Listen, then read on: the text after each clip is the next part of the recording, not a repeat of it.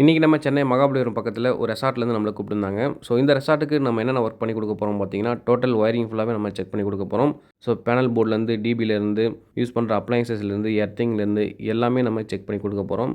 நமக்கு இந்த சைட்டில் சொன்ன கம்ப்ளைண்ட் என்ன அப்படின்னு பார்த்தீங்கன்னா, அடிக்கடி நியூட்ரல் ஒயர் மட்டும் பர்ன் ஆகிட்டே இருக்குது. மெயின் பேனல்லையும் நியூட்ரல் தான் பர்ன் ஆகுது. டிபிலையும் நியூட்ரல் தான் பர்ன் ஆகுது.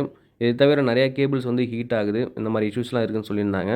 முதல்ல இது மாதிரி ஒரு ப்ராப்ளம் வரும்போது நம்ம செக் பண்ண வேண்டியது என்ன ரீசன்னால இந்த கேபிள் இது மாதிரி ஹீட் ஆகுதுன்றதை நம்ம செக் பண்ணணும். ஸோ லோட் பேலன்சிங் ப்ராப்பராக பண்ணாமல் இருக்காங்களா, இல்லை ஓவர் லோட்னால கேபிள் ஹீட் ஆகுதா, இல்லை கரெக்டான லோடுக்கு கரெக்டான கேபிள் போடாமல் இருக்கிறதுனால ஹீட் ஆகுதா, முக்கியமாக லோ வோல்டேஜ்னால ஹீட் ஆகுதா, லூஸ் கனெக்ஷனால ஹீட் ஆகுதா, ப்ராப்பர் டர்மினேஷன் பண்ணாமல் இருக்கிறதுனால ஹீட் ஆகுதா, என்னன்றது நம்ம ஃபுல்லாக செக் பண்ணி பார்க்கணும்.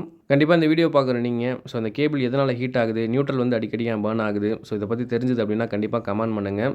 தெரியாதவங்களுக்கு அடுத்த வீடியோவில் கண்டிப்பாக டீட்டெயிலாக பார்க்கலாம். நன்றி, வணக்கம்.